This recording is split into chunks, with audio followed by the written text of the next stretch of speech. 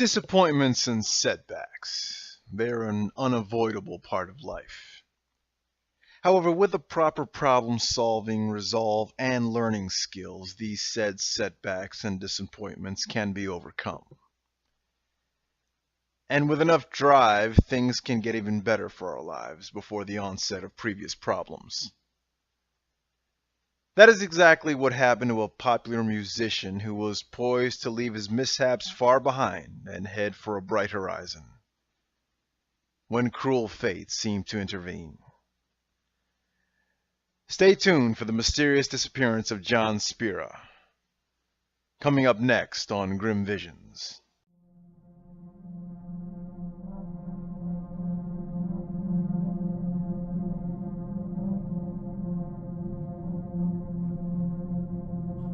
My name is of no consequence.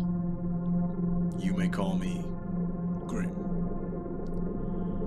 Thousands of people go missing in our world each year. Many are never found. I am amongst the lost, and as such, I am compelled to bring you the stories of those I call the vanished. Be prepared, for these are my grim visions.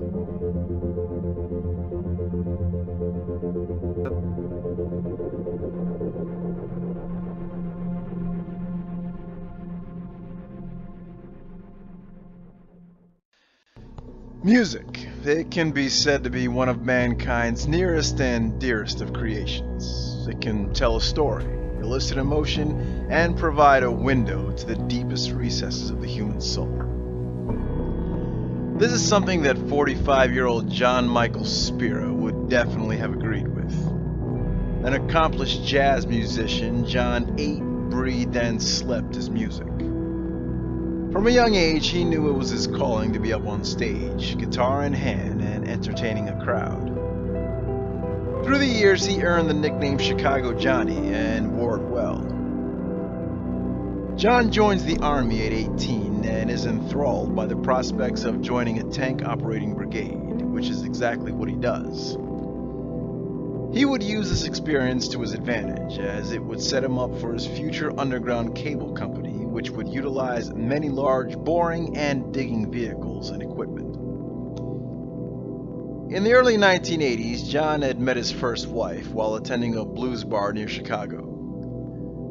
The couple were married for over 25 years before the union starts to sour and the couple decide to divorce. After a 2-year-long legal battle, John is just reaching the end of the settlement dispute and ready to carry on with his life. With an upbeat attitude, the musician heads off to a business meeting for his day job as the company manager of an underground cable firm. After making plans with a friend to have dinner, John heads over to his main office to finish up some backed-up paperwork. At about 5:30 p.m., John packs it in for the day and leaves his office. John Michael Spira hasn't been seen or heard from in almost 11 years. The next night, when John is due to play at a gig at a blues concert on the east side of Chicago, he's a no-show. Now, this is something that is seen as extremely out of character for the 45-year-old guitar player whose devotion to his music was paramount in all aspects of his life. Many of John's band members start to fear that something is terribly wrong, for this will be the first gig John has missed in over 20 years of playing throughout the biggest venues of the Windy City. To make matters even worse, a large snowstorm is bearing down on Chicago, seriously hampering any search efforts conducted by his friends. The next day, John's truck is discovered still parked at his office. It is thought that whatever happened to John Spira happened on his way out of his office, possibly suggesting an abduction of some kind. John's immediate family is contacted in Arizona to glean some kind of clue as to what became of him. Now, as a licensed pilot, John had indeed made plans to fly out to Arizona to visit his sick mother. However, his trip wasn't scheduled to take place till February 28th.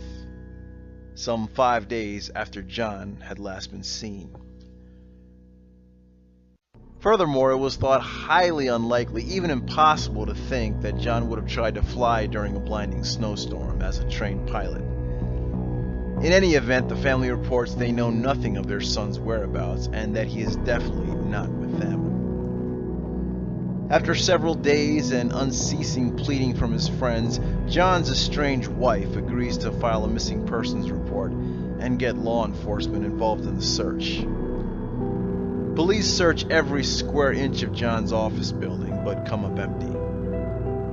Even more frustrating is when police probe into John's background to possibly uncover clues or suspects in his disappearance. Nothing questionable is found that could possibly result in anyone wanting to cause John Spira harm. By all accounts, Mr. Spira led a normal, very straight-laced life.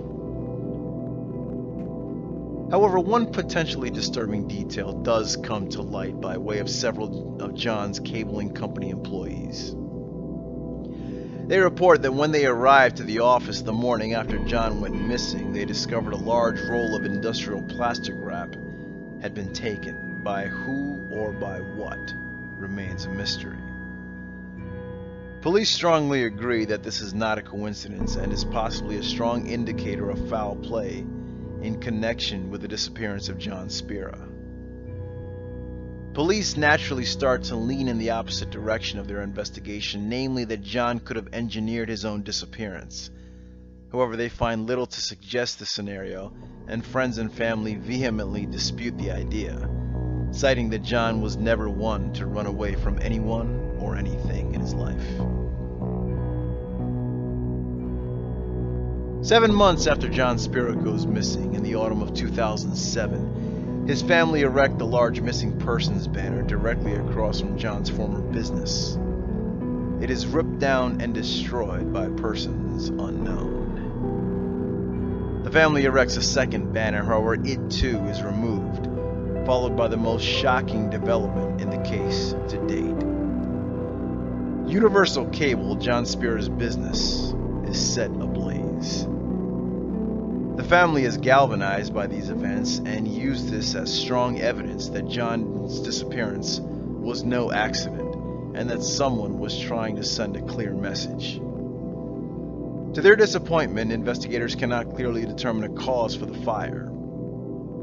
No further clues relating to John's case are found in relation to the blaze, and the trail of John Michael Spira once again runs cold. 11 years later, we are still asking ourselves, whatever happened to Chicago Johnny?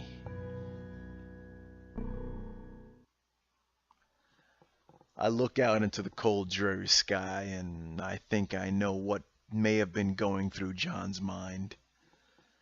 You see, I too was on the cusp of regaining a better life. But as they say, I guess it just wasn't in the cards, now was it? But maybe John already knew that. As he walked out of his office for the very last time, punched his time card, and it gave a swift nod to the sign that read, "Question everything, and trust no one."